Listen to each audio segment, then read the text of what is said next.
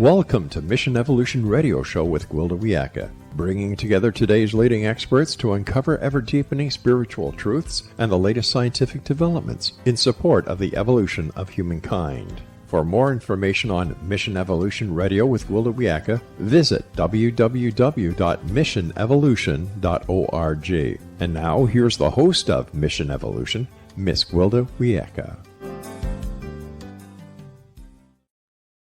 Hurt, betrayal, grief, and loss. Once experienced, they tend to stay with us. But is there a way to transform them into something positive? Mission Evolution Radio TV show is coming to you around the world on the Exxon Broadcast Network, xzbn.net. With us this hour to discover the alchemy of hurt, betrayal, grief, and loss is Christopher Phillips. Christopher is the author of Soul of Goodness and has devoted his life to fomenting civil discourse of a kind that enables the most diverse people to discover uncommon common ground. Dr. Phillips has been a network fellow at Harvard University's Edmond J. Safra Center for Ethics, was 2012 recipient of the Distinguished American Leadership Award, and founded the nonprofit Democracy. He's co-founder of the entrepreneurial endeavor Socrates Group, the first ever senior education fellow at the National Constitution Center, and has been senior writing and research for the University of Pennsylvania. His website, ChristopherPhillips.com. Christopher, thanks for joining us on Mission Evolution. Thank you. It's such an honor. It's wonderful to have you here. So, Christopher, you have a doctorate. What's it in? I have a doctorate in communications and several master's degrees in natural sciences, teaching philosophy for children, which is unheard of, and humanities with a specialty in philosophy. But I didn't want to be a professor. I just wanted to learn. Just wanted to learn. You're still hooked on learning, right? Absolutely. And you don't ever need a formal degree of any kind to be a great learner and thinker and doer. It was just a route that I took about things that I felt like I couldn't learn well or in a disciplined way on my own. So how did you become interested in hurt, betrayal, grief, and loss? Well, it's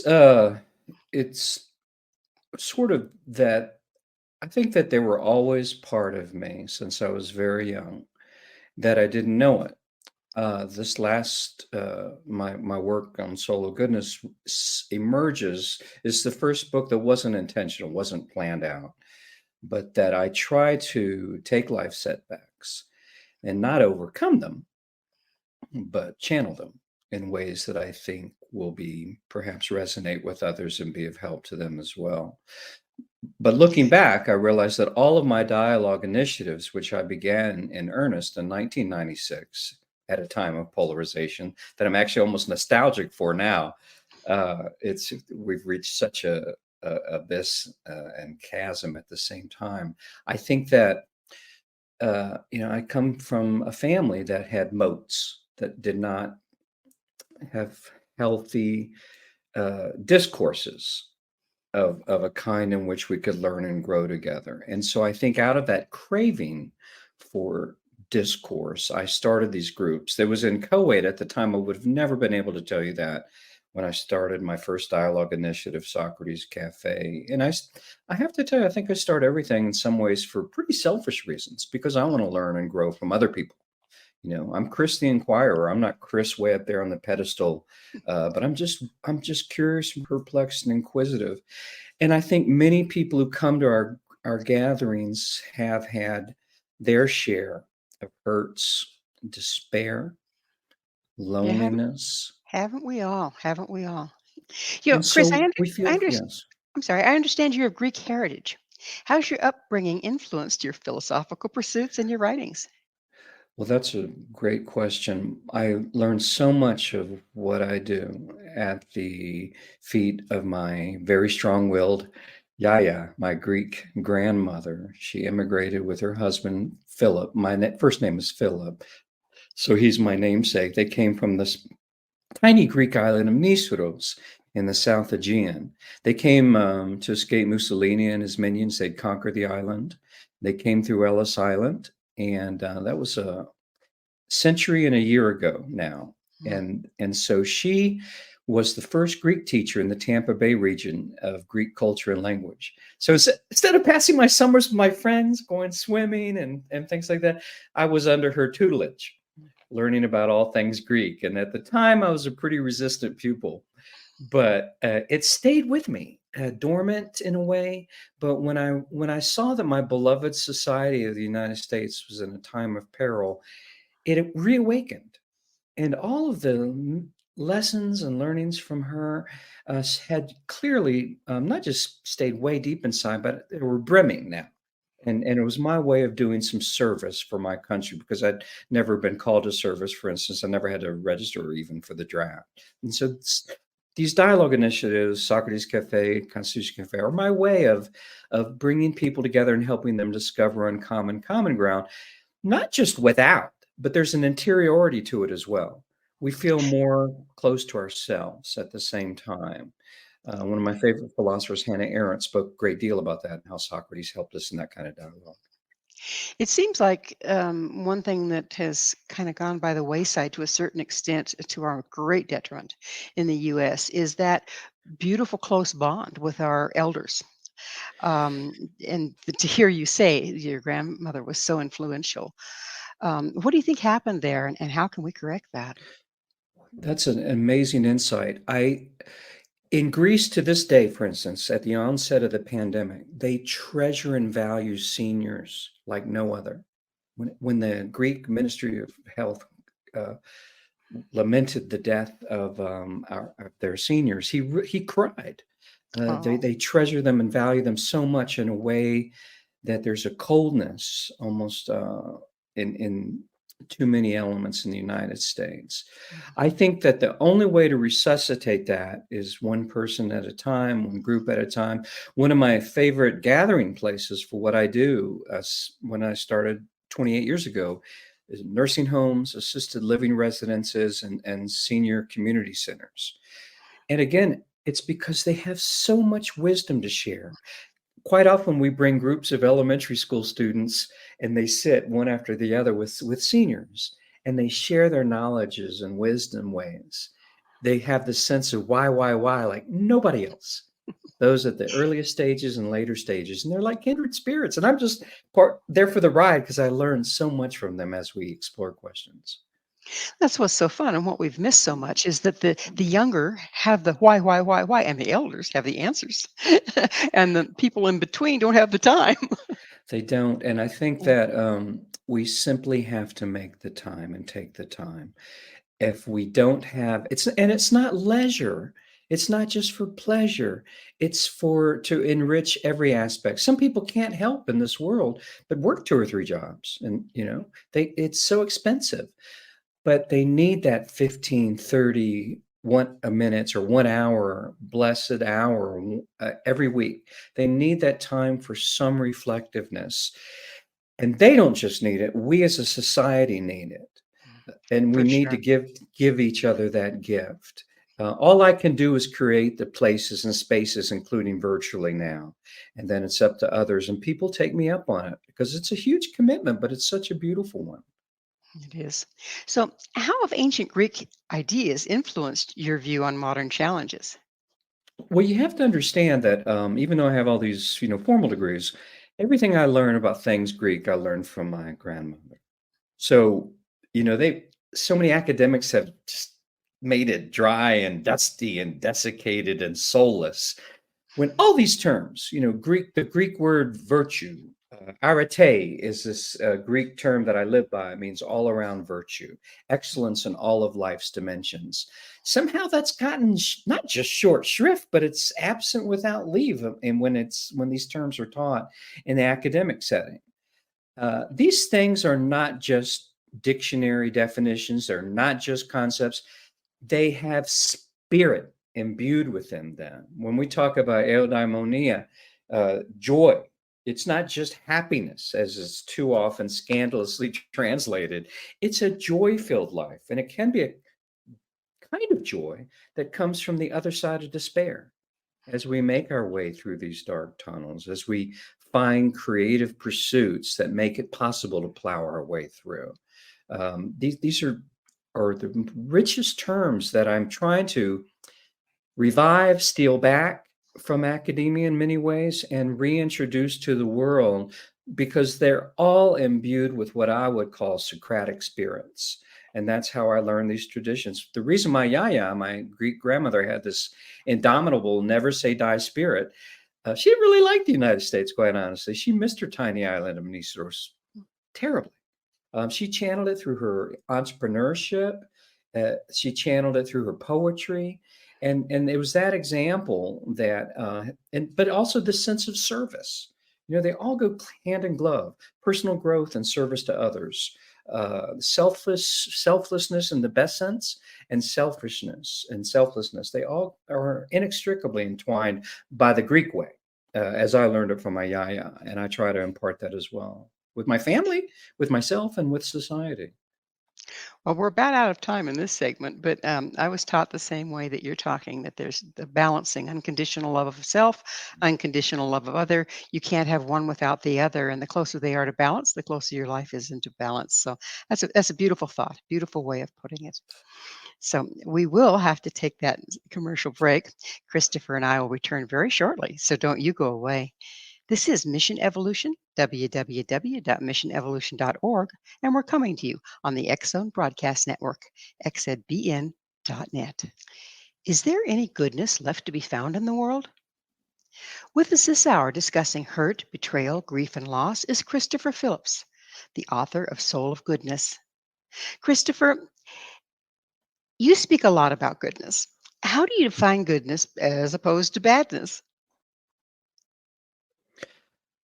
I think that we tease out those elements within ourselves and with others that or make it possible to have more of a social conscience. This idea that there's degrees of everything, even those, for instance, in Hitler's Nazi Germany, and I'm sorry to bring up such a horrific subject. They're quite often loving fathers or loving owners of pets. And everybody was born a little teeny tiny baby, including people who turn out and do demonic things. So for me, it's all about, well, how do we make ours more world in which, when there are signs of sociopathy or psychopathy, that we can recognize it early on, because we have more tools at our disposal now to deal with this. But quite often, we're just blind to these things. Or there's a culture of silence, and we tend to look the other way. So how can we all sort of stand up and be counted? If somebody says a view that I find personally repugnant, some people react violently, viciously, aggressively. I might well defend such a person in a sense, even if and as I find a view repugnant, because it's a fellow human being. So at the very least, I want to know the story behind why does this person have a view that I might consider evil. And to me, evil is that which is an obstacle or derails human growth, human development, human exploration, human inquisitiveness. What do? First thing, story. We need to learn people's stories. It's and if they do say something repellent or abhorrent, let's find out why they think what they do. Let's find out that story. Quite often, that in and of itself can be rather transformative for the person sharing that story and the person's listening to it. Just taking that time. There's college classes on rhetoric and debate and persuasion, forensics. Where's the college classes on the art and science of listening? Listening with all our being, with all our soul, with empathy. Listening to a view that's hateful without hating that person who's sharing that view. These are That's adding practices. gasoline to the fire, isn't it? Well, these are practices that sometimes get me in hot water because how can you dare even allow that person a forum? I don't necessarily see it that way, though. I totally understand and empathize. But if we don't recreate those habits of careful, empathic listening, we need a world of storytellers. For me, it all boils down to that. And if somebody genuinely listens, a person who's filled with hate suddenly is filled with less hate. I have found again and again and again. and bridges begin to be gapped in a So if world in which so many are deliberately creating walls.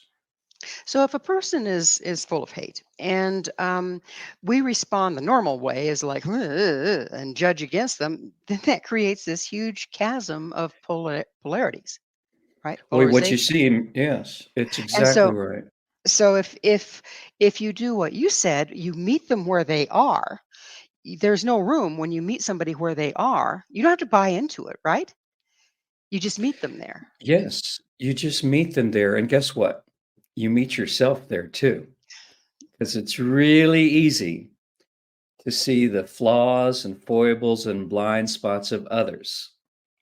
It's really, really difficult to see that you might have some yourself. And if I ever point that out, no matter how gently, what, who, me? Oh, no, I don't have any. Oh, I've never said a racist thing in my life. Oh, I've never said a hateful thing in my life. Well, hold on. Maybe you have, or at least to yourself in your own mind. I dare say most of us have. Uh, so it's we can serve as gentle mirrors into our own souls by engaging in a certain way with others, because Do we you think always it's have to take that time, that honesty. do you think it's fairly typical that the more violently we react to somebody else's viewpoint, the more hidden those aspects are in ourselves. Oh, there's so much deep truth and wisdom in what you just said. I dare say, let's look at the world's conflicts. Without, I don't even have to mention them. Let's look at the people who are the driving forces behind these conflicts, and let's ask ourselves: do the leaders involved have more in common than they differ? Seeing their opponent as subhuman almost, seeing with innocence caught in the crosshairs, pawns in their games. Those are difficult questions. I'm not going to provide the answers, but people quite often tend to hate one another because they have so much in common, just as you pointed out. So let's take this to another little level here. When a person is in a particular mindset, fairly polarized, they start collecting people around them that can agree with that mindset. Are they actually Mhm. creating the reality of that mindset by group agreement?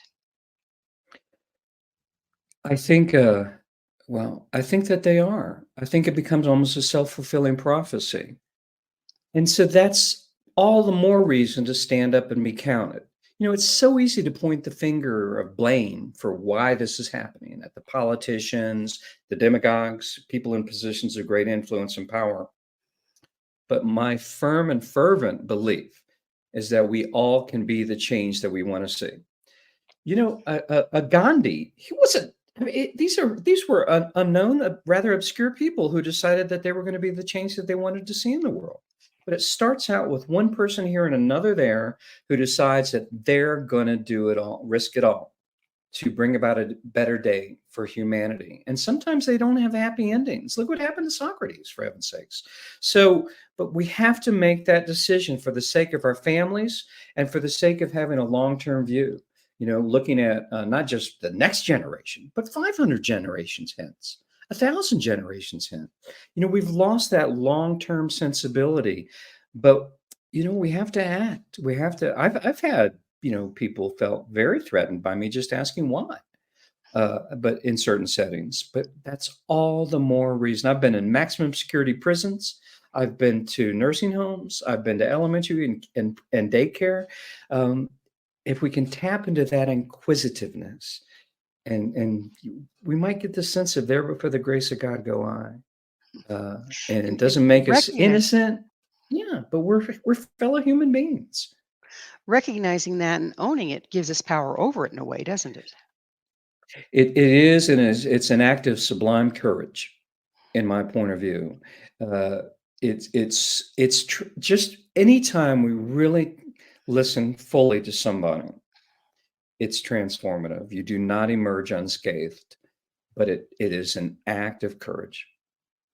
If you are in a group and they're all polarized and everybody's in agreement and you choose to stand for the truth, not in a combative way, but just hold the frequency of truth and saying, I see where you're coming from, but isn't that when groups will then attack, like the wounded chick? They'll suddenly attack because the frequency is so different.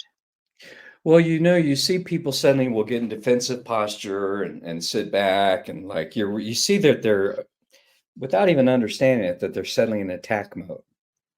And you try to think of a way without skirting the issue that allows them to get back into thoughtful mode. Anytime the U.S. has an incursion abroad and it becomes a yes/no question, should we or shouldn't we be there? They're ready to get at it and loggerheads, knock down, drag them back and forth. And I'll say something like, "Well, what is a just war? What is a just incursion?" Just like the Greeks of old, and I learned from Homer that both sides might have right and might to some degree on their side. But it gets people back into a thoughtful range, and they might, even though they might differ deeply on what wars are just and which ones are not, they suddenly discover they might have very similar philosophies on nonetheless on what constitutes a just and unjust war. So that's where I kind of come in to help people discover on their own uncommon common ground without forcing it down their throats. Forcing it down the throats. There you go. So let me translate this a little bit. What you're doing is providing a non-confrontational, common, neutral heart space where polarized entities can start to move back together. That sounds like a pretty challenging position to be in. It's challenging, and the thing is, if you look at polarization in a form of a circle instead of just a continuum, let's look at the continuum, but let's bring it around. And you see that people on both sides of extremes tend to have more in common than they differ in terms of character traits, but also specific concrete philosophies. And so if you have the chutzpah to put yourself in situations, I've been, with people from Tea Party and MoveOn.org who are supposedly, theoretically, and ostensibly on different sides of the spectrum, they might actually discover shared concerns, even if they differ deeply on the solutions. But if we can't get together, if we can't talk in a thoughtful way, sometimes we're going to fail. We're going to fall flat on our faces. I've done thousands of these, and I still have my times. But I learn. We have to have that time when we just reflect. Well, what went wrong? If it wasn't for life setbacks and tragedies and reversals, then we lose opportunities for creativity and growth. So you just don't sob and cry in your spilt milk. You dust yourself off, brush yourself off, and you get back in there. Get back in and your try again. ancestors are right here on your shoulder. They're right there. My dad is right here on my shoulder. It's that magic time. We're going to have to take another station break. Christopher and I will be right back to continue our discussion. So please stay right there. This is Mission Evolution, www.missionevolution.org. What does love have to do with it? This is Mission Evolution, missionevolution.org. With us discussing the alchemy of love and compassion is Christopher Phillips. His website, christopherphillips.com. Christopher, how does one transform hurt, betrayal, grief, and loss into love and compassion? I think that the first step is to recognize with humility that for a circumstance here or there in life, we might have turned out another way, might have turned out quite differently. That takes extraordinary humility and insight. We don't necessarily forgive and forget, but it gives us some sense of empathy. We still want to make sure that wrongs are righted. But we look at others and their example. Look at Nelson Mandela. He was confined for 27 years in Robbins Island prison.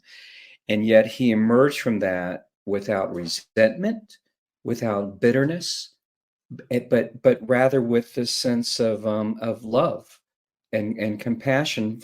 And he developed the Truth and Reconciliation Commission out of that there, but for the grace of God, we could have been wound up that way too. And we well might, if we're the ones suddenly who have unwieldy power. So recognizing examples and stories of people who themselves have suffered the unspeakable. So many Hmong refugees from Vietnam came to the United States and had suffered unspeakably, yet they still had this inner joy. still had this light.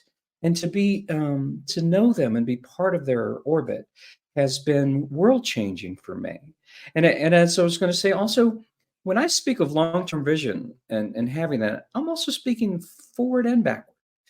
Carrying our relatives on our shoulders, it's not a burden. It's light. It's light. The people who fought against apartheid, they were always thinking about their ancestors and that they would drive them forward and give them that courage. And so I think it's always this oscillation, but it's very personal and very universal at one and the same time. When you're speaking of the ancestors on our shoulders, and earlier we were speaking about how in this country we've tended to kind of sideline our elders, but we've also sidelined our descendants. So here we are stuck in the middle with no support on either end. Do you see that as being a major cause of some of our despair? It's a terrifically major cause. It leads to nihilism, siloing, further siloing, at a time and climb when it's all hands on deck time. It's too easy to use, oh, I didn't get a good education at school, or I didn't do this didn't happen. It's too easy to use those things as crutches. But his father died when he was 7 of a massive heart attack. Ouch. My dad was just 7. They just got in the US, but he had this joie de vivre, never felt sorry for himself. He took life on, and he achieved so much. So when I think of feeling glum or sorry for myself, my dad, everything was taken from his home basically. I think of, well, okay, I lost my inheritance, financial, but what did I inherit from my dad? I inherited these qualities, of not just being Pollyannish, but how do we take the most tragic times in our lives and make good out of them in ways that can also be of help to others, and that's very important. Otherwise, we're just contributing to the siloing and polarization at a time when we can't afford to do that. Absolutely, we can't. There's that deep pit we're about to fall into. So, one thing that a Celtic concept is that the ability to experience joy is absolutely limited by the willingness to experience despair. What do you say to that one? Well, I think that if we try to fend it off, then we make a bad situation exponentially worse for ourselves and for others. We have to think about all those others in our orbit who are being impacted by this, even as we're not conscious of that. Look at our greatest works of art, paintings, poetry. They were developed out of deep despair, much more often than not. They're examples for us, and so we don't have to become a famous artist ourselves, but we can nonetheless learn to use creativity to channel that hurt. And creativity can be simply looking at things with different lenses, looking at our workaday life, looking at things and reaching out to others, just asking another person that you've seen a million times but never asked them, well, tell me a little bit about yourself. Tell me your story. You get outside yourself a little bit, and you might find out that they have even more unspeakable hurt and pain than you do. A lot of people, and I've seen it a lot, I'm sure you do too, view remaining open hearted and in a loving stance as a weakness, as a vulnerability. Do you see it that way, or how do we shift to where we don't have to look at it that way? Mhm. Well, what if I said, okay, let's say it is a kind of weakness and a kind of vulnerability. Is that okay? uh, because we're all fragile. So many of the people who cloak themselves and bluff and bluster, it's because that deep down in their core, something's missing. They're very vulnerable themselves. They've been shattered in some way, and so they build up these cloaks and protective armor. Uh, I would dare say that that's far more often true than not. So it's all the more the reason to try to reach out to other people. And if you just can't, don't be too hard on yourself. maybe just take things in baby steps and just try to do something that you feel is an act of love each day. It can be anything from a random act of kindness to an intentional act of kindness, where you one of the kindest things we can do, as I've already, you can see sort of the thread of where I come from, is just to learn a little bit about somebody else, not in a prying way, but just to say, how are you? What I've been buying hot dogs from you at your stand for 10 years. I've never asked you a question about yourself. You having a good day? In a truly genuine way, in a way, because so many people ask, "How are you?" You can see the blank look in they don't want you to really answer. But what if you really want to? How are you? And it can be life changing for you and for Have, that person. Just one have person at a time.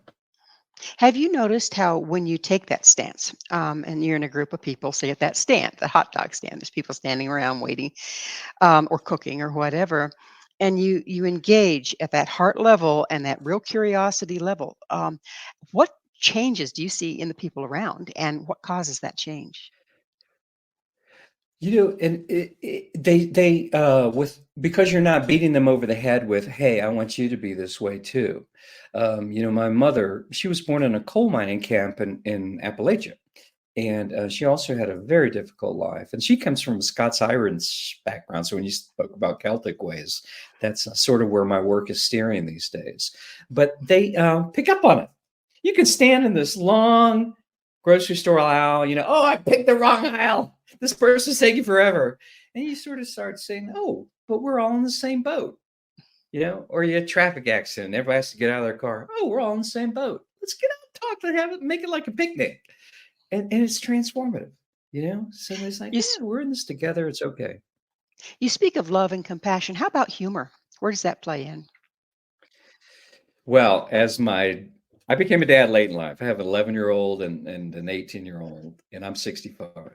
And so I write these earnest books, and probably Solo Goodness is my most earnest. And I do these earnest works about dialogue. But let me tell you, my kids can tell you that dad has a ridiculous sense of humor. Sometimes it's all I can do to contain it in my dialogues, because it filters and I'll think of something funny to say at the most inappropriate time. And I just have to, "Chris, don't do it. Don't do it." But it's if you don't have a sense of humor, then if you take things too super seriously, then I think all is lost. Bereft of that sense of humor, I don't know how you get to that point of joy. You may express it only in your private life. Heaven only knows I've lost count of how many times I've done it in my public gatherings, but I just can't stop myself. I learned this. My mother has this extraordinary sense of humor. But it's not with malintent or anything, but I think that you simply have to have it, or over earnestness doesn't get you very far in life. You have to have a glint of humor. And even if your books are serious or your works are serious, your dialogues are serious, there also has to be that sense of humor. And I dare say you're the first person who's ever asked me that. I think that probably there are moments of laughter in virtually every dialogue I've ever held. And I've never thought about that before in my life till just now. Well, humor just certainly can break up when things start to get too heavy, doesn't it? Absolutely. So, what does the process of transforming hurt, betrayal, grief, and loss look like? Mhm. Well, it looks different for every single human soul. And I think that what works for one person doesn't necessarily work for another. We all will take a different route or path to some degree. It's been interesting that as I shared my roadmap for overcoming unspeakable loss of my father, never the worst part for me wasn't losing the millions of dollars or anything like that. It was not being able to say goodbye to him because of other possibly nefarious souls. They robbed me of that chance to say my goodbyes. So what I do is I say hello to him every day.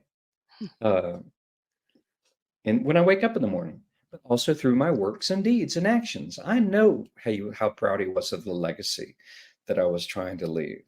And so for me, I don't know. Every person again is different. I don't know if I would want to completely get over the sense of hurt and loss and betrayal, because out of that I channel it in ways that lead to kinds of works that are soaked and saturated with empathy and Well, sympathy, but we're that going to have also to provide a quirky guide and roadmap. take another station break. Please stay with Okay. us as Christopher and I continue to explore radical transformation. This is Mission Evolution, www.missionevolution.org. Are we there yet? How does one know if they are transformed? This is Mission Evolution, missionevolution.org. We're continuing our discussion with Christopher Phillips. His website, christopherphillips.com. So, Christopher, how can you tell if you're transformed or more suffering needed? Hmm. You know, I like the term you use, radical transformation. Uh, I I don't know if I can always tell myself if I am radically transformed or not. It might take the insights and wisdoms of others. One of my kindred spirits is somebody you've had on my program, on your program, David Hanscom, for instance. He has this what I would call Socratic revolutionary way of getting us out of our not comfort zones, but just out of our existential vistas and seeing things in such an extraordinarily different way. He's always been kind of a guidepost for me since I had the privilege to meet him in person quite a long time ago. And so I actually write him quite often, and I loved your exchange with him to tell him, oh gosh, you know, he's constantly posting things. You just have changed my worldview on this and that, and he's so we're like a mutual fan club in some way.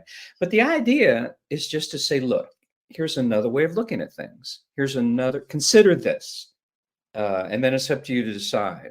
And you might sort of weave it into that tapestry of other approaches that you also take, because it's not one size fits all. It's not one approach, but it's defining this poetry in a variety of approaches. Sometimes one you might tease out more than at other times that can get you in that point where somebody else might say, you look different today, Chris. You seem to have a bounce in your step that you haven't had in quite a while, and you don't seem to have so much of that woe is me about you. Something happened today, and probably it's some sort of creative or just simple loving act, and maybe I hadn't even thought about what it was. So, is transformation a destination or is it a um, process? It's certainly both. And I think that you arrive at destinations and they serve as springboards for other journeys. And that would you ever want to arrive once and for all at any destination? I would think that as long as I live and breathe, I hope that I continually reach stopping points, but or way stations that serve as launching pads to go to other places. I was recently appointed the first ever philosopher in residence for Humanity in Deep Space program that does collaborations with NASA. And so now it's really got me thinking about human settlements abroad. You know, I think people are looking at that more than ever, given what's happening on planet Earth right now, not just in terms of the conflicts, but also the exponentially worsening global warming. Can we, if we look further afield, if we look into the immensity, without separating ourselves from it, if we feel more connected to it than ever? The Greeks of old, some of the most unheralded philosophers of way back when were women. They taught us that time is regressive, progressive, and that we need to look at things in ways that make us understand that we are not just part of the immensity, we are the immensity itself. We are such stuff as dreams are made on, and that we're part of that stardust. Well, speaking of stardust, it's that time in the show, and I get to ask you, Chris, what's your mission? My mission is to become a more loving person. The dialogue groups that I develop are really, I want them to be love-ins. And I have my moments when I am so intolerant, intolerable. What happened to my father was such a malignant, malicious, hate-filled act, in my view. I I realize, God, when I become overwhelmed with a sense of bitterness and hate, that person wins. Those people win. I'm becoming like them. So my mission is to become the converse of such people.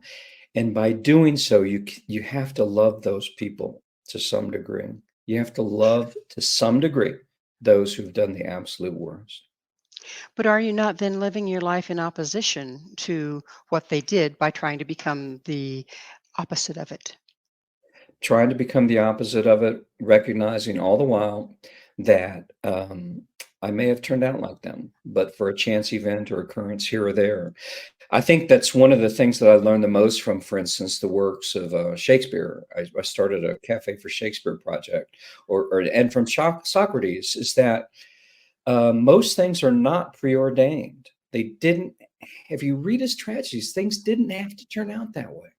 They could have been different, and like that Joni Mitchell song, it all comes down to you. You can soar, you can fly, it all comes down to you. And that element of personal responsibility, of recognizing there, but for the grace of God go I, can go a long way in giving you the kind of humility that you need to not turn out like them.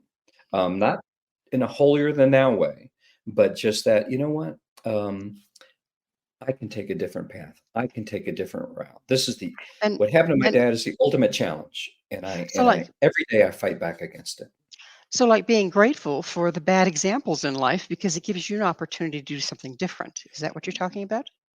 Well, it depends on the example. I mean, if something happened to my wife, my beloved wife, Ceci, or my children, it would be really hard for me to take that route, quite honestly. Um, I don't We all know. have our breaking point, don't we? So, That would what be does it mine. look like? What does it look like if we're unable or unwilling to transform hurt, betrayal, grief, and loss? Well, we become like stone, emotional stone, existential stone, literally and figuratively.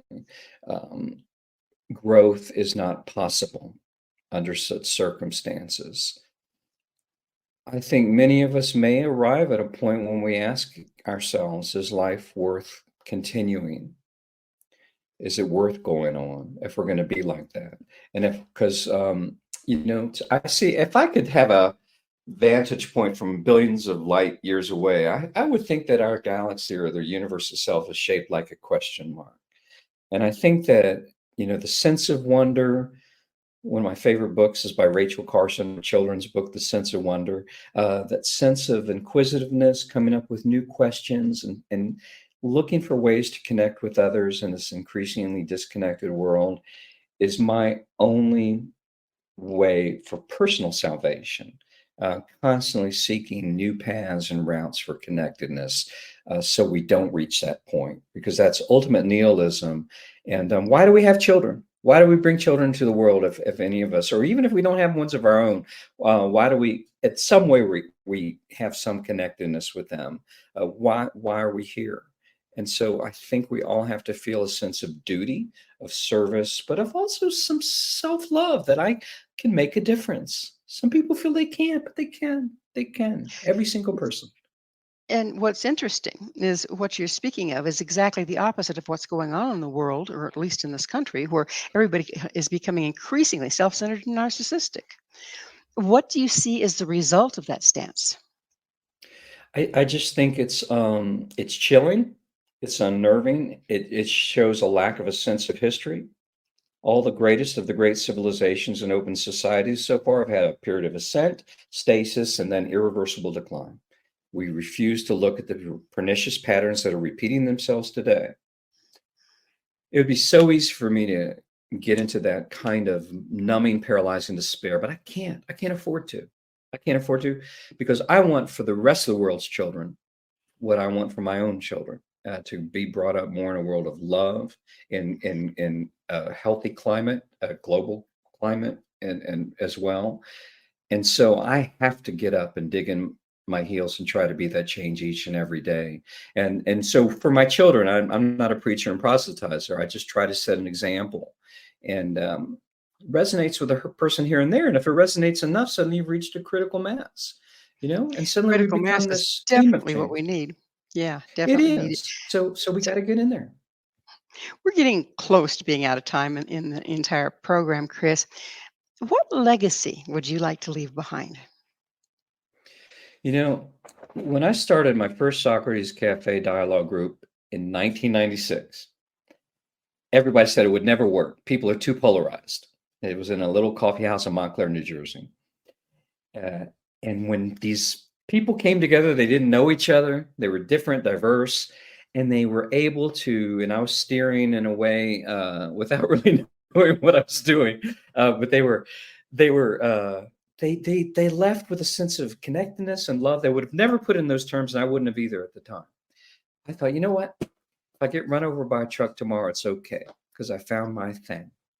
I found that creative thing that, just like with Socrates, look at how his works and deeds have lived on, transcended time and epoch and culture. Look at how Shakespeare's have. He's more popular than ever in darkening times. Doesn't have to be that grandiose, but I had that little dialogue group that's now mushroomed all over the globe.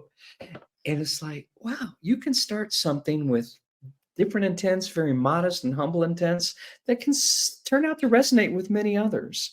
But just take on that thing without with great ambition and yet with great humility at the same time. You just never know You that never you know. might Well, Chris, be that change.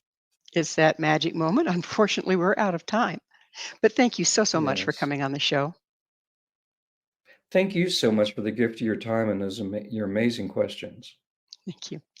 Our guest this hour has been author of Soul of Goodness, Christopher Phillips. To find out more about Christopher, where you can find his book and all he has to offer, visit his website, christopherphillips.com. This has been Mission Evolution with Gwilda Wiyaka. For more information or to enjoy past archived episodes, visit www.missionevolution.org. But please, be sure to join us right here next time. This mission will continue, bringing information, resources, and support to our rapidly evolving world.